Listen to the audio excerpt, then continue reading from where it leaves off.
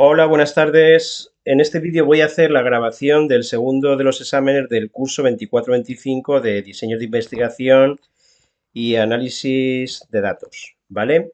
Estaríamos en el modelo B del miércoles 5 de febrero y como siempre el planteamiento parte, como sabéis, de tres situaciones que tenemos que leer evidentemente despacio para poder enterarnos de lo que nos está preguntando. En la primera situación, lo que nos habla es de que un psicólogo pone a prueba un programa de intervención sobre la conducta agresiva y antisocial con niños y niñas de 10 y de 11 años. Para ello dispone, me dicen, de una muestra de 50 participantes, 25 niñas y 25 niños, y me dicen que, entre otros objetivos, con este programa lo que se pretende incrementar son las conductas asertivas después del mismo. Evidentemente, pues las conductas asertivas son no exactamente lo contrario, pero un poco lo contrario de las disruptivas, es decir, lo que él pretende es pues, que haya una mejora con el tratamiento. Me dice que utilizando una escala de comportamiento asertivo cuyas propiedades psicométricas son adecuadas y en las que cuanto más elevados son las puntuaciones, mayor es la asertividad, los resultados obtenidos fueron los que aparecen aquí en la tabla. Aquí en la tabla pues es bastante sencillo. Me aparece para la muestra de los niños cuál era la media de asertividad antes y después. Fijaros que sí que aparentemente, al menos en el caso de los chicos, se ve una mejora. También en el caso de las chicas. Y el objetivo del programa es, pues el objetivo es ver si el programa, si el proyecto que lleva a cabo es o no produce un efecto diferencial, es decir, que si es efectivo, si efectivamente hay una mejora, es decir, si las conductas asertivas mejoran. Me dice ahora que nuestro psicólogo sabe que el análisis estadístico más apropiado para comprobar su objetivo con los datos de los que dispones consiste en aplicar una nueva mixto de dos factores, un factor intergrupo, que serían los niños y las niñas, y otra intragrupo, que sería antes y después. Me dice que como no ha estudiado este tipo de análisis en el grado de psicología, lo que él decide es aplicar las pruebas de la TED Student, que aprendió en los 4 primeros temas de diseño de investigación. Me dicen que toma un nivel de significación alfa de 0.05, equivalente, como sabéis, a un nivel de confianza del 95%, y suponiendo que se cumplen los supuestos necesarios para aplicar las pruebas paramétricas pertinentes, conteste a las siguientes preguntas. Vale. Después de meterme en la situación, pues está claro que con este alfa de 0.05, lo que él pretende evaluar es si el programa de intervención desarrollado es o no efectivo, es decir, que si produce efectos diferenciales. Y para ello, tal y como he puesto aquí en el resumen de abajo, toma una muestra de niños y otra de niñas, a los que evalúa el grado de conductas asertivas antes y después del tratamiento. Bastante sencilla, yo creo que la situación. Aquí en este cuadro, pues lo que he hecho es prácticamente trasladar lo que me dan prácticamente todo muy digerido, y sin más vamos a ponernos a desarrollar las preguntas. Normalmente las primeras preguntas ya sabéis que pasan por calcular algún estadístico referido de alguno de los grupos, calcular o resolver algún contraste, y tengo que estar bien con los ojos abiertos para no confundirme del grupo sobre el que me preguntan. La primera pregunta me dicen en concreto que el intervalo de confianza para la media poblacional de los niños antes del tratamiento se encuentra entre qué valores. Bueno, pues eso es lo que tengo que tener claro, ¿no? Fijaros que me están preguntando sobre este grupo, niños antes del tratamiento. Esta sería la muestra de la que yo dispongo, y a partir de los datos de esta muestra tengo que construir el intervalo correspondiente, el intervalo de confianza correspondiente a la media, no de esa muestra, sino de toda la población. Un intervalo de confianza para la media poblacional. Si me voy a mi formulario, jugando con esa muestra, vuelvo a insistir, la de los niños antes del tratamiento, como quiera que no conozco la varianza poblacional, pues tendría que utilizar para construir el intervalo de confianza la distribución T-de-Student con n-1 grado de libertad. Como quiera que la n vale 25, pues tendría que utilizar una T-de-Student con 24 grados de libertad. El punto de partida para construir el intervalo de confianza es calcular lo que en la fórmula que aparece el t sub n-1, 1 menos alfa medios, es decir, este extremo. Este extremo, que junto con este, que son simétricos en el caso de la t de Student, son los que definen para esa distribución un intervalo de confianza de esa probabilidad de 0.95. Tengo que tener claro que cuando me vaya ahora a la tabla de la t de Student, por detrás del de la derecha, el valor correspondiente de probabilidad que debería quedar es, ojo, no 0.95, 0.95 más la cola de la izquierda. Sería 0.95 más 1 menos 0.95 entre 2, 0.975. Me voy a la distribución, a la tabla de la t de Student, y el valor en una T de Student con 24 grados de libertad, es decir, en esta fila, el valor que se corresponde o que acumula hasta él, fíjate en la sombra que la tabla que me dan es la acumulada, el valor que acumula hasta él una probabilidad de 0.975 es 2.064. Una vez ya sé que el valor de la derecha sería 2.064 y por consiguiente el de la izquierda menos 2.064, una vez que tengo el intervalo en la distribución T de Student que acumula esa probabilidad, voy a calcular, paso siguiente, la anchura del intervalo, el error máximo que también se llama.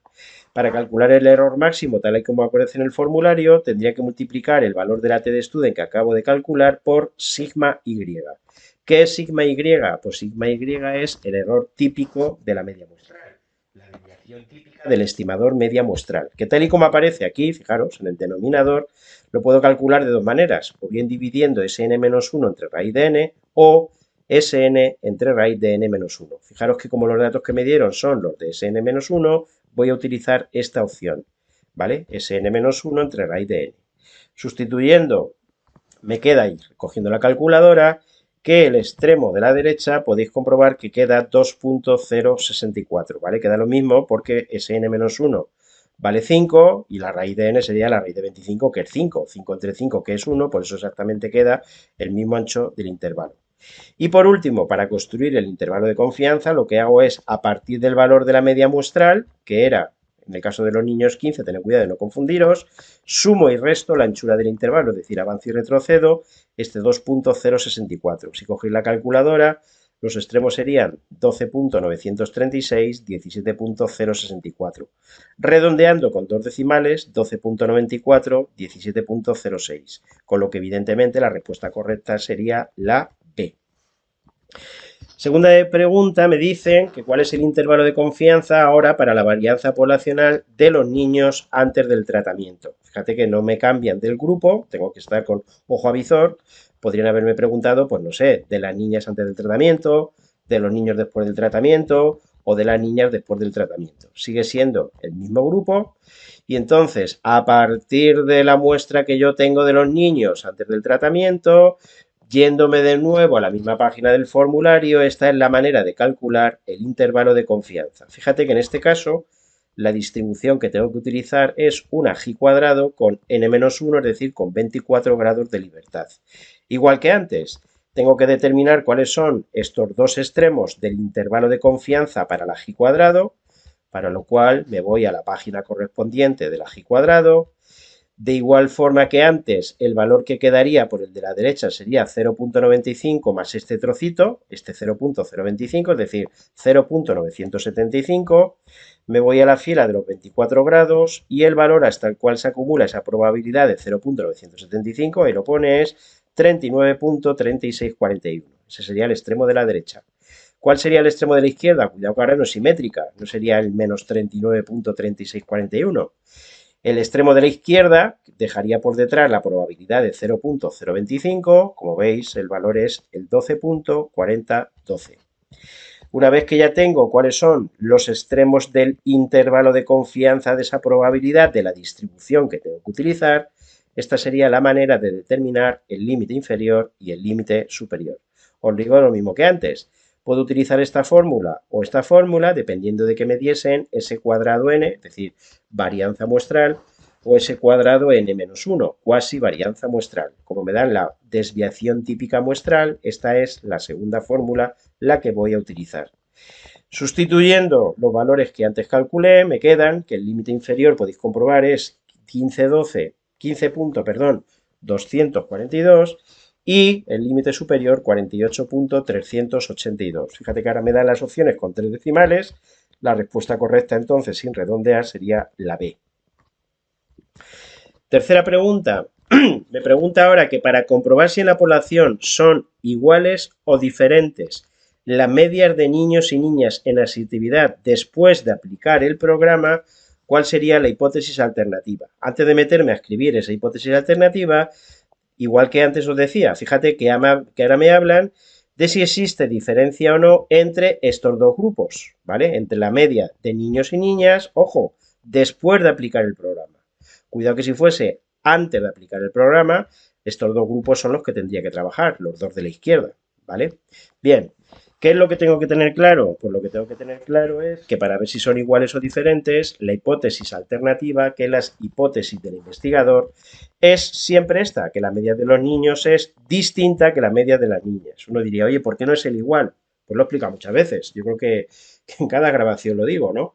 Siempre las opciones de la hipótesis del investigador, que es la hipótesis alternativa, pueden ser mayor, menor igual o distinto. Pero nunca la hipótesis alternativa es un igual exclusivo, ¿vale? Puede ser, insisto, mayor igual, menor igual o distinto, pero no igual. Siempre que tengo que evaluar si existe o no diferencia entre dos parámetros, siempre el distinto lo lleva la hipótesis alternativa. Si esta es la hipótesis alternativa que sobre la preguntan, pues simplemente observando las opciones, la respuesta evidente es la A. ¿Vale? Me dicen ahora que para resolver el contraste correspondiente a la pregunta anterior, se realiza previamente un contraste de hipótesis sobre las varianzas poblacionales. Ya sabéis que eso siempre es lo que tengo que hacer. Llegando a la conclusión de que dichas varianzas han de considerarse, pues eso es lo que tengo que ver, iguales o diferentes. Para llevar a cabo un contraste para ver si las varianzas poblacionales después entre los dos grupos son iguales o diferentes, me vuelvo a remitir lo que ya dije anteriormente. Siempre el distinto lo lleva la hipótesis alternativa. Por lo tanto, la hipótesis alternativa es que la varianza de los niños es distinta que la varianza de las niñas. Hipótesis nula, pues siempre la antagónica, la contraria, que las varianzas son iguales. Sabéis que para llevar a cabo una comparación entre las varianzas, no iba más que ver aquí el estadístico del contraste, lo que tengo que hacer es transformarlo en una división. Por ello, lo que está a la derecha me lo llevo a la izquierda dividiendo, me lo pasa dividiendo. Es como si en las dos partes de la ecuación dividiese entre la varianza de las niñas. A la izquierda me quedaría varianza de los niños entre varianza de las niñas y a la derecha, ojo, no me quedaría 0. Varianza de las niñas entre la varianza de las niñas sería 1. No sé cómo manejéis con álgebra, pero cuidado con eso. Si lo pasase restando, que es lo que se hace para ver si existe o no diferencia entre la media de dos grupos, entonces sí que a la derecha me quedaría 0. Pero cuando se pasa dividiendo, a la derecha lo que quedaría es 1. Es el equivalente a en las dos partes de la ecuación dividir entre este número de aquí, ¿vale? Análogamente con esto si lo pasase dividiendo. Vale. Para calcular el estadístico del contraste, aquí lo que yo tengo, cuando voy a utilizar dos muestras, ojo, independiente. ¿Por qué las dos muestras son independientes? Porque está claro que los individuos que están en los dos grupos son diferentes. Por una parte son niños y aquí son niñas, ¿vale? Las muestras no son repetidas o relacionadas. El estadístico que tengo que utilizar, F, es bien fácil de calcular, varianza del primer grupo entre la varianza del segundo grupo, es decir, varianza de los niños, 6 al cuadrado, no confundir con la desviación típica, cuidado, entre la varianza de las niñas, sería 36 entre 25. Si cogéis la calculadora, el valor correspondiente de la F valdría 1,44, ¿vale? ¿Qué es lo que yo tendría que hacer ahora? Pues lo que yo tendría que hacer ahora es calcular la probabilidad que queda hacia la derecha, ¿vale? Tendría que calcular la probabilidad que queda hacia la derecha para ver cuál es el valor de la P. Para ver la probabilidad que queda hacia la derecha, ¿vale? Pues lo que yo hago es, desde el 1,44, que vale el estadístico del contraste, tengo que mirar hacia la derecha. ¿Qué hago? Pues me voy a la tabla de la distribución 24-24, fíjate que la más cercana es la 20-20, y recorrería con la esperanza de encontrar aquí, insisto, este valor, el 1,44. ¿Qué ocurre? Pues que el 1,44 no lo encuentro. El más cercano es el 1,794. Fíjate que si hasta el 1,794 se acumula 0,90, por encima de ese valor la probabilidad sería 0,10. ¿Qué puedo yo concluir entonces? Pues que por encima del 1,44 la probabilidad sería mayor que 0,10. Eso lo veis, ¿no? Por lo tanto, cuidado, que el contraste es bilateral. Para calcular la P, nivel crítico, tengo que multiplicar por 2 ese valor P sub 1. Por lo tanto, me quedaría que P es mayor que 0,2. Pregunta entonces, ¿es P menor que alfa? Pues evidentemente que no. Alfa, recordar que era 0,05. Si la P es mayor que 0,2, ni de risa es mayor que 0,05. Por lo tanto, a la vista del resultado que acabo de obtener, no hay evidencia para concluir que las varianzas sean distintas. Me quedo con la hipótesis nula. Por consiguiente, la respuesta correcta sería la C. Las varianzas son iguales, puesto que P es evidentemente mayor que alfa. Pregunta 5. ¿Cuánto vale el valor del estadístico del contraste para contrastar si después del programa hay diferencias significativas entre los niños y las niñas? Bueno, pues me voy a las dos muestras independientes. Ojo, en el caso de que las varianzas poblacionales, aun siendo desconocidas, son iguales, ¿por qué asumo que son iguales? Porque acabo de ver en la pregunta anterior qué es lo que tengo que asumir.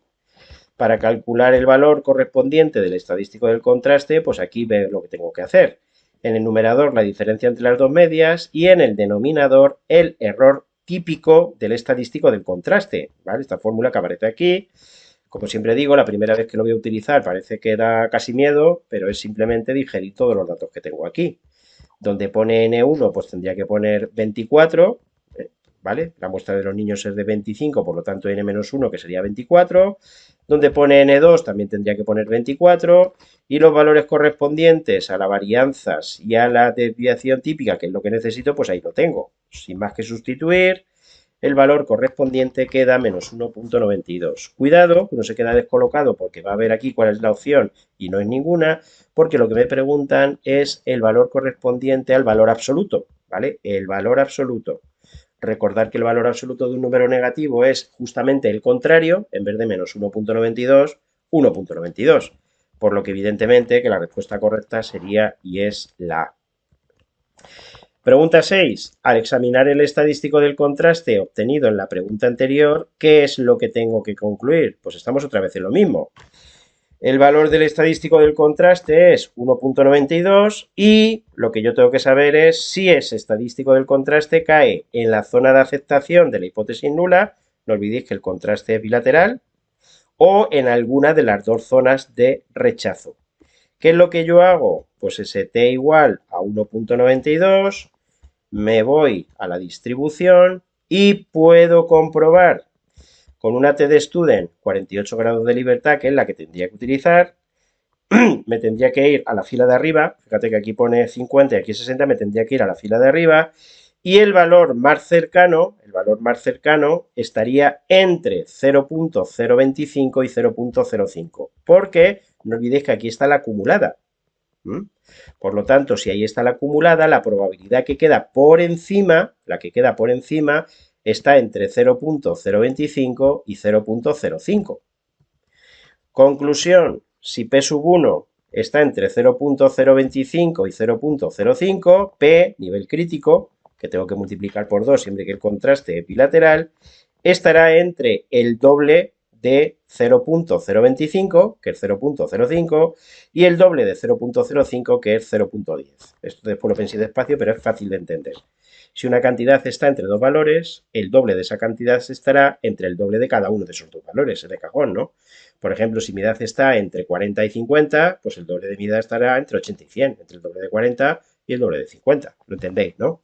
Por lo tanto, P es mayor que alfa, por lo que la conclusión es pues, que se mantiene la hipótesis nula, que no puede decir que exista una diferencia significativa entre la media de los niños y las niñas después de aplicar el tratamiento, a pesar de que los sentidos parecen informarme de lo contrario. Parece que la media de la asertividad aparentemente al menos es mayor que la de las niñas, la de los niños, pero cuando me pongo a hacer operaciones no hay evidencia estadística de que eso sea cierto y lo que yo observo ahí puede deberse al azar intrínseco de la propia muestra. Pregunta 7. Para comprobar ahora la hipótesis de que en la población la media en asertividad de las niñas aumenta después de aplicar el programa de intervención, es decir, que al menos en el caso de las niñas el programa ha tenido fruto, pues fijaros que lo que tengo que hacer es comparar los dos grupos. ¿Cuál era la posición de partida de las niñas? 16 de media. ¿Cuál es la posición de partida posteriormente? 22. Fíjate que al menos aparentemente este 22 parece mayor que este 16, pero la pregunta es si esa diferencia, que es sensible con los sentidos yo veo, se puede mantener desde el punto de vista estadístico. Importante lo que aquí pongo en rojo. Las muestras en este caso, antes y después, son relacionadas o repetidas. Son las mismas niñas a las que yo mido el grado de asertividad antes de aplicar el programa y después de aplicar el programa. Muestras, por tanto, relacionadas. Vale. ¿Qué es lo que yo tendría que comprobar? Pues hombre, lo que yo tendría que comprobar para ver si el programa es efectivo es que la media después es mayor que la media de antes, es decir, ha mejorado, ¿eh? La asertividad es mayor después de aplicar el programa. Como anteriormente os decía, siempre que hago un contraste para ver si existe o no diferencias entre medias, en este caso me lo paso restando. Al pasarlo restando, ahora sí que a la derecha quedaría 0. El equivalente es en las dos partes de la inecuación restar la media de antes, ¿eh? Esto es lo que me quedaría.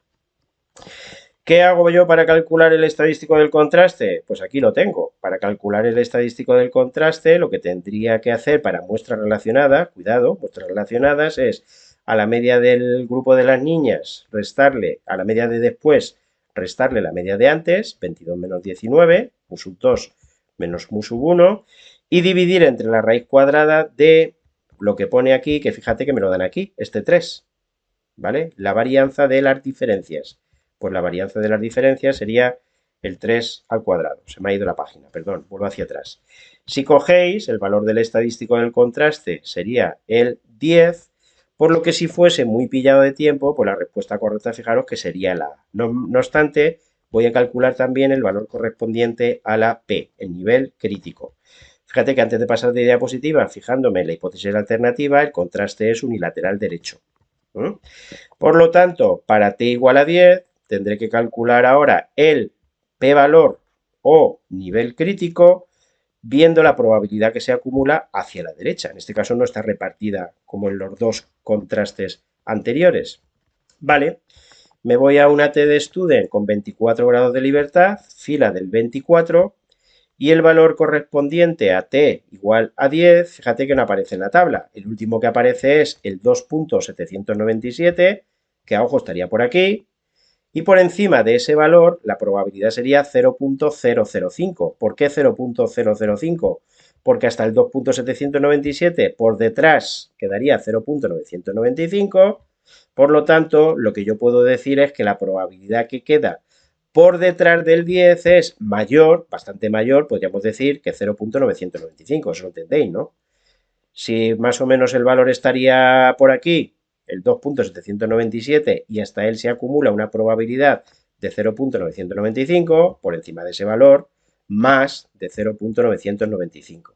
Por lo tanto, la que queda por encima, que es la que a mí me interesa, sería menor que 0.005. Conclusión, pues que la respuesta correcta es la A. El estadístico del contraste era 10, cosa que ya valía, y el nivel crítico es menor que 0.005.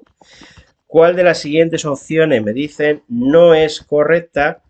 No es correcta, lo pone con mayúscula, tener cuidado de no meter la pata, para decidir si se mantiene o si se rechaza una hipótesis nula.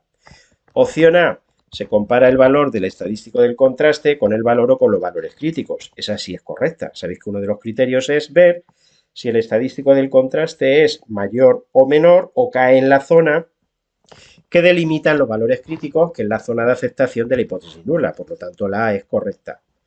B, se compara el nivel de confianza con el valor alfa.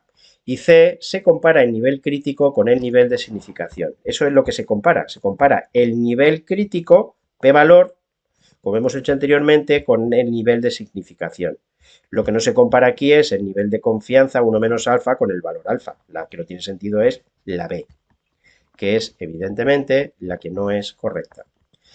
Pregunta 9. ¿El valor crítico nos ofrece? ¿Qué nos ofrece el valor crítico? Pues casi lo hemos dicho anteriormente. Un criterio para poder decidir, para poder rechazar o aceptar o no la hipótesis nula, ¿vale? Por lo tanto, la respuesta correcta sería la C. La probabilidad de rechazar la hipótesis nula siendo verdadera, pues evidentemente que eso no es cierto, ese sería el error de tipo 1. El valor final que toma el estadístico del contraste calculado, pues evidentemente que no tiene nada que ver el valor crítico con el estadístico del contraste. Y sin más, pasamos a la segunda situación. Segunda situación, me dicen que se realizó un estudio para evaluar el efecto de la falta de sincronía entre las claves visuales y auditivas en la retención de palabras habladas. Esto, bueno, lo vamos a leer, pero es fácil de entender. Es algo que, por ejemplo, a mí personalmente me pone muy nervioso cuando estoy viendo una película y va por una parte lo que uno ve y por otra parte lo que uno escucha, ¿no? Uno es como que se pierde y a mí personalmente me ocurre algo como lo que va a decir ahí, y es que me cuesta, llega un momento en el que me pierdo de lo que se está diciendo. Vale. Me dice aquí que para ello se asignaron 30 sujetos a 3 grupos distintos, 10 sujetos en cada grupo, y ahí, fijaros que lo que me están diciendo es que las muestras van a ser independientes, no voy a hacer pasar a los 30 sujetos por todas las situaciones experimentales, que ahora después veremos cuáles son, sino que lo que hago es repartir a esos 30 sujetos en 3 grupos, por cierto, equilibrados, 10 en cada uno de ellos, con lo cual ya puedo anticiparme a que las muestras o grupos van a ser independientes entre sí. Y me dice que a cada uno de los 3 grupos se les mostró una película de una persona recitando una lista de 50 palabras. Las condiciones que se manipularon fueron: grupo 1, rápido. ¿Qué significa eso de rápido? Pues que el sonido precedía los movimientos de los labios, es decir, que el sonido iba más rápido que los labios que uno ve. En el grupo 2, normal. ¿Qué significa eso? Pues que el sonido y el movimiento iban de manera síncrona, es decir, había sincronía entre lo que uno veía, movimiento de los labios, y lo que uno escuchaba. Y en el grupo 3, lento. Lo que ocurría era lo contrario que en el grupo 1. Los movimientos de los labios precedían al sonido que uno escuchaba. Me dicen ahí que, asumiendo que se cumplen los supuestos necesarios, el investigador se planteó si existían diferencias en la tasa de recuerdo promedio de las palabras entre los 3 grupos, es decir, si el factor sincronía afectaba a la capacidad de retención de palabras, es decir, a la escucha o a la atención. Me dan ahí la suma de cuadrados totales y la media cuadrática inter, 120, eso es lo que me dan. Y me dicen que el alfa que tengo que tomar es el mismo que en el problema anterior, 0.05. Yo creo que el problema correspondiente a esta situación también es fácil de entender. Si no la entendiésemos bien, la volveríamos a leer más despacio. Lo que el investigador, en este caso el psicólogo, pretende evaluar es si el factor sincronía entre las claves visuales y auditivas, es decir, lo que uno ve y lo que uno ve en los movimientos de los labios, lo que uno escucha, tiene algún efecto diferencial en relación con las palabras habladas, es decir, en relación con lo que uno entiende o deja de entender. La variable dependiente es la retención de palabras habladas, que sería lo que yo voy a medir. La variable independiente, lo que yo voy a suponer que va a influir en la dependiente, es el factor. Y ese factor tiene 3 niveles. El diseño es equilibrado, ya lo hemos dicho anteriormente también. Hay 10 sujetos en cada una de las 3 situaciones experimentales: rápido, normal y lento. Perfecto. Se trata pues de un diseño con un único factor y con muestras independientes. Una vez que ya más o menos tengo ubicado, vamos a plantear las hipótesis del contraste. Yo siempre en el problema de la situación 2, que suele ser de la ANOVA, vamos a ser siempre de una ANOVA, lo primero que hago es resolver el problema, me resulta más fácil y después contesto las preguntas. Tengo la manía esa. Entonces, lo primero que voy a hacer es plantear cuál es el contraste que llevaría a cabo el investigador. El contraste que llevaría a cabo el investigador es hipótesis nula, pues que el factor no es diferencial. Es decir, que la media del grupo 1 es igual que la media del grupo 2, igual que la media del grupo 3. Y la hipótesis alternativa es que existe una diferencia significativa, al menos entre una de las parejas. Esta sería la hipótesis alternativa. Dicho con palabras, que el factor produce un efecto diferencial. Para calcular el estadístico del contraste, esta sería la tabla de decisión. Como las muestras son independientes y hay un único factor, pues me tengo que ir a la página 12 del formulario. Si las muestras fuesen independientes pero hubiese 2 factores, me tendría que ir a la página 14. Si las muestras fuesen relacionadas, pues me tendría que ir a la página 13. Me voy a la página 12 del formulario y la manera de calcular el estadístico del contraste es dividir la media cuadrática inter entre la media cuadrática intra, es decir, la media cuadrática, la variabilidad que se debe al factor, entre la media cuadrática del error, la variabilidad que se debe a otros elementos que no son propios del factor. Vale. Recordar que en la práctica, para que llegar a calcular la tabla ANOVA, tengo que pasar previamente la matriz de datos, las razones básicas, la suma de cuadrados. Normalmente, en una situación correspondiente a un examen, lo normal es que o bien me den directamente las razones básicas, o bien me den la suma de cuadrados, o me den algunos elementos con los que yo pueda construir directamente la tabla ANOVA. Y ese es el caso de esta situación. Esta sería la tabla ANOVA. Las diferentes fuentes de variación sería inter, es decir, la debida al factor, intra, lo que también se corresponde en este contexto como el error, y el total. Estos son los datos que me dan, la suma de cuadrados totales, 780, la media cuadrática íntero debida al factor, que es 120, la media cuadrática, recordar que se corresponde con la variabilidad debida, en este caso al factor, y los grados de libertad, que los puedo calcular directamente. ¿Por qué este es 2? Pues porque recordar que tengo que poner uno menos que el número de niveles que tenía el factor. El número de niveles del factor era 3, había 3 grupos, por lo tanto aquí tengo que poner 2. Aquí tengo que poner n mayúscula menos a. N mayúscula es el número total de elementos que participan en el estudio, 30 sujetos, con mayúscula, no 10, que serían los que hay en cada grupo. 30, número total de sujetos que participan en el estudio, menos la número de niveles del factor, que son 3, pues este 27 que aparece aquí. Y por último, los grados de libertad correspondiente al total, que es 30, número de sujetos que participan en el estudio, menos 1, que serían 29. ¿Qué tendría yo que hacer ahora? Pues vosotros sabéis que para calcular, por ejemplo, la media cuadrática, lo que hago es dividir suma de cuadrados entre grados de libertad. Aquí viene la fórmula, ¿lo veis? Suma de cuadrados entre grados de libertad. ¿Qué tendré que hacer entonces ahora para hacer lo contrario? Si quiero deducir, ir hacia atrás y calcular la suma de cuadrados, pues lo contrario de multiplicar, que es dividir. Tendré que dividir este 120 entre 2, sin coger la calculadora, pues 60, ¿vale? ¿Vale? 120, perdón, por 2. En vez de dividir, tendría que multiplicar, lo he dicho al revés. Normalmente divido, pues aquí lo que hago es multiplicar. Normalmente divido este 240 entre 2 para obtener el 120. Si quiero volver hacia atrás, pues lo que tengo que hacer es multiplicar. ¿Qué haría yo para obtener este 780? Pues normalmente yendo hacia adelante, sumaría el 240 con el elemento que aquí he puesto en rojo para deducir el valor de este 780. ¿Qué tengo que hacer si quiero ir hacia atrás? Ahora sí lo voy a explicar bien, no como antes que me he equivocado, pues tendré que hacer lo contrario de sumar, que es restar. A 780 le tendría que restar esos 240, me quedarían 540, y de esa manera obtendría la suma de cuadrados intra. Y me falta para terminar la media cuadrática intra, este que he puesto aquí en rojo. Pues para ir hacia allá, divido, tal y como veis aquí, 540 entre 27 y eso queda 20. Y por último, para calcular f, el valor del estadístico del contraste, tendría que dividir la media cuadrática inter, 120, entre la media cuadrática intra, que evidentemente queda 6, siendo los grados de libertad 2 y 27, tal y como veis, respectivamente. Una vez que ya tengo el estadístico del contraste, pues lo que voy a hacer es tener claro que siempre en el ANOVA el contraste es unilateral derecho. Uno diría, oye, unilateral derecho, aquí yo veo un distinto, ¿vale?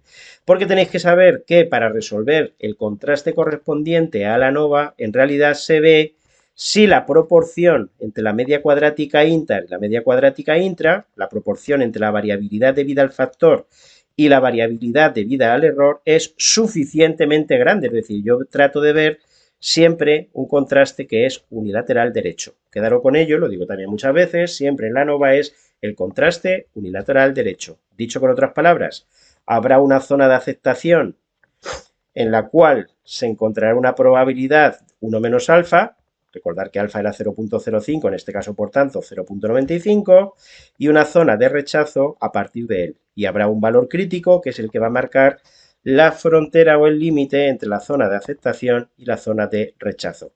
Para calcular ese valor crítico, me voy utilizando la F con 2 y 27 grados de libertad, me voy a la página correspondiente, 2 y 30, que es el que está más cerca, y el valor crítico sería 3.316. Este sería el que marca la frontera o la separación entre la zona de aceptación y la zona de rechazo. Y por último, la toma de decisión, pues vería si F, el estadístico del contraste, cae en la zona de aceptación o en la zona de rechazo. Obviamente en este caso cae en la zona de rechazo, por lo que puedo decir que el test es significativo, por lo que existe una diferencia significativa al menos entre una de las tres medias. Por lo tanto, el factor produce un efecto diferencial estadísticamente hablando. O lo que es lo mismo, el test es significativo. Vale. Una vez que ya tengo resuelto el problema, vamos a ir respondiendo a las preguntas que me plantea la situación. Pregunta 10. Los supuestos necesarios para llevar a cabo el análisis estadístico para analizar los datos de la situación 2, ¿cuáles no incluyen?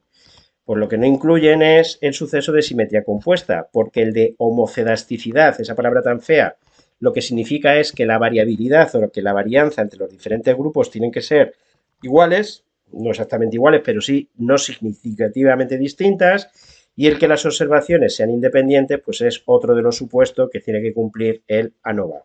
Por lo que la respuesta correcta sería la pregunta, como veis, teórica. Pregunta 11. La hipótesis nula que tengo que plantear, ¿cuál sería? Pues ya lo hemos dicho antes. La hipótesis nula es que las medias son iguales, es decir, que el factor no produce ningún efecto diferencial. Que la media en el grupo 1, es decir, que la media cuando el planteamiento fue rápido es la misma que cuando fue normal y la misma que cuando fue lento. Por lo que la respuesta correcta sería la A. ¿Cuánto vale el estadístico del contraste? Bueno, pues recordar que el estadístico del contraste, la F que antes obtuve, valía 6, por lo que la respuesta correcta sería la B. ¿Cuánto vale el valor crítico? Pues el valor crítico que antes también obtuve era 3.316, con lo que la respuesta correcta sería la A. ¿Cuánto vale el nivel crítico aproximadamente? Bueno, pues el nivel crítico no lo calculé. Fíjate que yo tenía el estadístico del contraste y siempre el nivel crítico es la probabilidad que va siempre en el sentido contrario donde se encuentra la zona de aceptación, es decir, más extremo. Como el contraste es unilateral derecho, hacia la derecha, también lo puedo ver así, pues tengo que calcular esa probabilidad. Para calcular esa probabilidad, yo os he puesto aquí los valores que tengo que ir buscando, el 6, tengo que ir buscando, fíjate que con la probabilidad 0.99 y con esos grados de libertad, este valor es el 5.390, que es más pequeño, y este valor es el 6.355. Fíjate que este se queda corto y que este se pasa. ¿Qué significa eso? Pues que la probabilidad que se acumula hasta ese valor oscila entre 0.99, que se quedaría un poquito corto, y el 0.995, que ya se pasa. Por lo tanto, la P, ¿entre qué valores estaría? Pues entre 1 menos 0.99 y 1 menos 0.995. Y eso es lo que aquí he puesto. La P oscila entre 0.005 y entre 0.010, entre 5 milésimas y 10 milésimas. Por lo que la respuesta correcta, tal y como veis, es la A. Eso es lo que vale el nivel crítico. ¿Cuál es la conclusión a la que llega el investigador entonces? Pues la conclusión a la que llega el investigador es, pues aquí lo he puesto, que para un nivel de confianza de 0.95 el test es significativo y para un nivel de confianza de 0.99 por poco, pero el test también es significativo. Por lo tanto, la conclusión es la C. Existen diferencias significativas para alfa igual a 0.01, por consiguiente también para alfa igual a 0.05. ¿Por qué no sería la A? Pues la A dice que no existen diferencias significativas. Mentira. ¿Por qué no sería la B? Porque la B me dice que lo hay para el nivel 95, 0.95, pero no para el nivel 0.99. La respuesta correcta sería la C. Me dice ahora la pregunta 16, ¿sería conveniente completar el análisis estadístico aplicando una prueba de comparaciones múltiples? Sí, como el resultado de la ANOVA es significativo, yo sé que existen diferencias significativas entre al menos una de las parejas, tendría que completar el análisis para ver entre qué parejas existe una diferencia significativa. Por lo que la respuesta correcta sería la C. Y esta es la que evidentemente yo pues no me sabía decidir. Yo lo digo como lo siento. Me dice ahora el 17 que si el investigador está interesado en comparar el efecto de la condición normal con el efecto de las otras dos condiciones, rápido y lento, tomadas conjuntamente, ¿qué debería utilizar? La opción A es una comparación a posteriori, la B una comparación a priori y la C una comparación post hoc. Hombre, la B evidentemente no. Yo entiendo que no he sido capaz de distinguir que él pretende entre una comparación a posteriori y una comparación post hoc. Yo entiendo que las dos cosas son esencialmente la misma, con lo cual no entiendo la manera de determinar o de elegir entre la A y la C. No sé cuál es la que dieron por buena, porque, bueno, pues no he encontrado la respuesta, pero entre la A y la C supongo que darían las dos por buenas. Y sin más, nos metemos en la situación 3. Me dicen que en una muestra aleatoria con 27 estudiantes de diseño de investigación y análisis de datos se quiere estudiar la influencia que tiene el rendimiento académico, que es la variable Y, de las variables razonamiento abstracto, variable x1, y número de horas seminales dedicadas al estudio, que sería la variable x2. Entonces está claro que yo trato de averiguar la dependencia que hay entre la variable x sub 1, que es nivel de razonamiento abstracto que tiene el alumno, y la variable x sub 2, que es horas de estudio semanales que ha dedicado en relación con el rendimiento académico, que es la variable y. La variable x sub 1 me dice que se mide mediante un test en el que cuanto más elevado son las puntuaciones, mayor es el razonamiento abstracto, y los resultados se presentan en la siguiente tabla. Bueno, lo primero es entender qué es eso que me ponen aquí, ¿no? Por ejemplo, de la variable x sub 1, que es la variable de razonamiento abstracto, me dan la media, que es 2, y la desviación típica, que es 2. Esto me dan son de estos 27 estudiantes, ¿no? Este 0.6 lo que mide es la correlación que hay entre las horas que el alumno dedica al estudio y el nivel de razonamiento abstracto que tiene, ¿vale? Valor positivo, correlación positiva, es decir, que cuanto mayor es el valor de x sub 2, mayor es también el valor de x sub 1, y me dan la media y la desviación típica de esa variable. Y fíjate que para la variable y me dan la correlación entre la primera de las variables independientes y la variable y, la correlación entre la segunda de las variables independientes y la variable y, ambas positivas, es decir, que cuanto mayor es el grado o nivel de razonamiento abstracto, mayor es el rendimiento, y cuanto mayor es el número de horas que dedica al estudio, mayor es también el rendimiento, también tiene su lógica. Y también aquí, media y desviación típica de esa variable. Vale, una vez que ya más o menos tengo digerido los datos, las variables independientes o predictoras, ya lo hemos dicho antes, serían por una parte x sub 1, nivel de razonamiento abstracto, y variable x sub 2, horas semanales de estudio, y en función de ello, mi objetivo es ver qué relación hay con la variable rendimiento académico, que sería la variable dependiente o predicha. Vale. Para comprobar si el coeficiente de correlación entre las dos variables independientes en la población es significativamente distinto de 0, ¿cuál sería la hipótesis alternativa que tengo que plantear? Bueno, para ver si el coeficiente de correlación es distinto de 0, pues ya lo hemos dicho anteriormente. Siempre que yo vaya a resolver o plantear un contraste para estudiar si dos parámetros, si un determinado parámetro poblacional es distinto o igual que un determinado valor, siempre el distinto lo lleva a la hipótesis alternativa. Por lo tanto, fíjate que aquí pongo ya letra griega, no pongo la R, que es como normalmente se representa la correlación, sino que pongo la ρ, que es la letra griega equivalente. De una manera o de la otra, el distinto, hipótesis alternativa, lo lleva al distinto la hipótesis alternativa, con lo cual la hipótesis nula llevaría el igual. Fíjate que me preguntan de la hipótesis alternativa, cuidado de no confundirse, pues la respuesta correcta sería y es la B. ¿Cuál sería el estadístico del contraste y el nivel crítico obtenidos al poner a prueba la hipótesis planteada en la pregunta anterior? ¿Vale? Fíjate que en la pregunta anterior lo que yo quiero poner a prueba es el grado de correlación entre las dos variables independientes, ¿vale? Que es lo que pone ver, entre las dos variables independientes. Cuidado con eso, ¿eh? Me lo podían plantear, por ejemplo, entre x sub 1 e y, o entre x sub 2 e y, no, lo preguntan entre x sub 1 y x sub 2, ¿eh? Eso es en lo que yo tengo que plantear.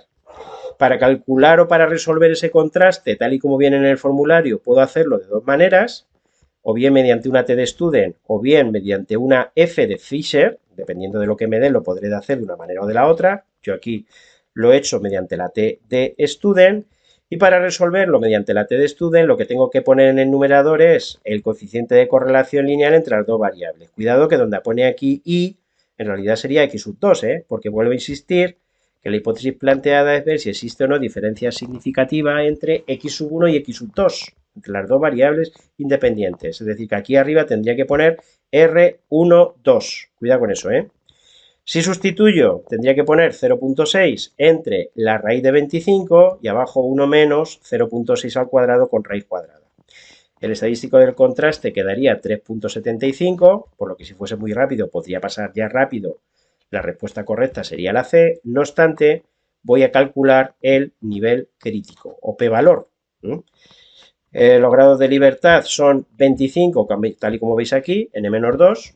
27 estudiantes, pues n-2, que sería 25. Y para calcular el nivel crítico, pues me voy a una T de Student con 25 grados de libertad. Esta sería la fila que tendría que coger.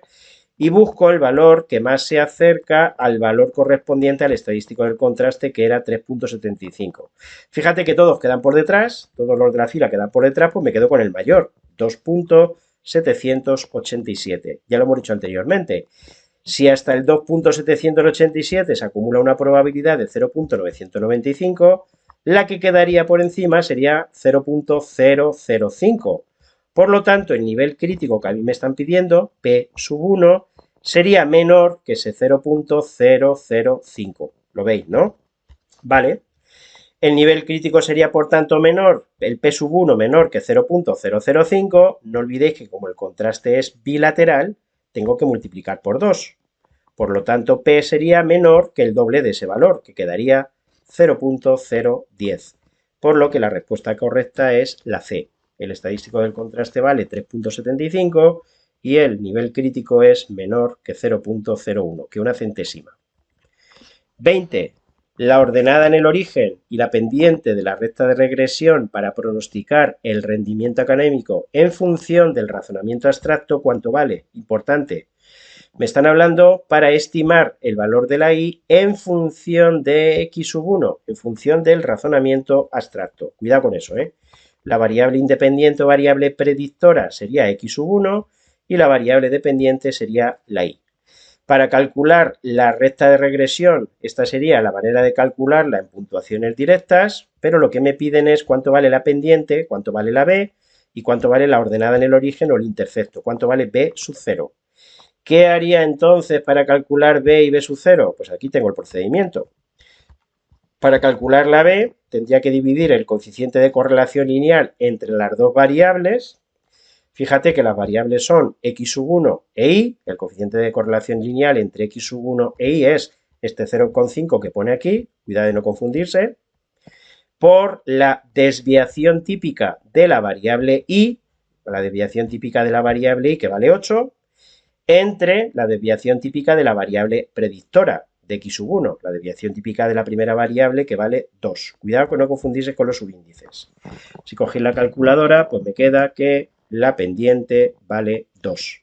Y por último, para calcular la ordenada en el origen, pues lo que tendría que hacer es el valor correspondiente a la media de la variable y, la variable que estoy tratando de obtener, que valdría 5, le tengo que restar la media de la variable predictora, que valdría en este caso, como veis, 2, multiplicada por el valor correspondiente de la pendiente que antes calculé y que también valía 2.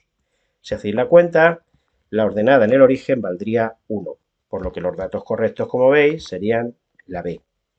Antes de pasar, porque es una pregunta que me suelen hacer muchas veces, es la interpretación del valor de la pendiente. Este 2 lo que representa es por cada unidad que aumentase la variable independiente x sub 1, es decir, por cada punto más que tuviese el alumno en nivel de razonamiento abstracto, lo esperado es que obtuviese 2 puntos más en el rendimiento de la asignatura, ¿vale? Esto lo que representa es lo que aumenta la variable dependiente, en este caso el rendimiento, por cada unidad que aumenta la independiente, en este caso x sub 1. En el 21 me preguntan que cuál es la proporción de varianza asociada o común entre el rendimiento académico y el razonamiento abstracto, es decir, entre x sub 1 y entre x sub 2. Tengo que tener claro que lo que me están preguntando es, entre el rendimiento académico y el razonamiento abstracto, es decir, entre y x sub 1. Lo que en el formulario se escribe de esta manera, R1i. Cuando escribo R1i es la correlación entre la primera de las variables independientes y la variable dependiente, ¿vale? Y la proporción de varianza asociada es justamente el coeficiente de correlación al cuadrado, que es la parte de la variabilidad total que puedo expresar con el factor. Si cogéis la calculadora quedaría 0.5 elevado al cuadrado, 0.25, por lo que la respuesta correcta sería y es la A. ¿Vale?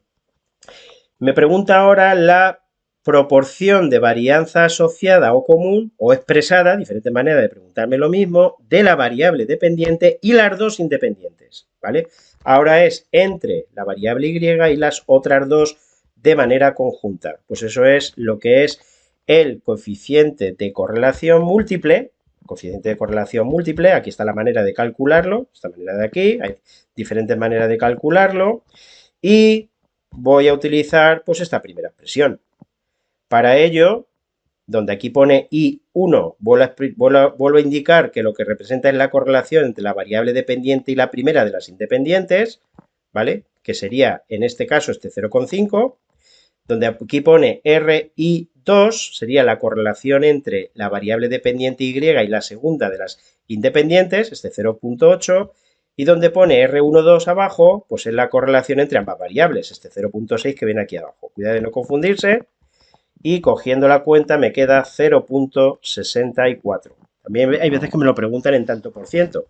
El 64% de la variabilidad de Y se puede expresar a partir de una forma conjunta de ambas variables. En este caso no me lo preguntan en tanto por ciento, me lo preguntan en dato, en número, la respuesta correcta sería la A.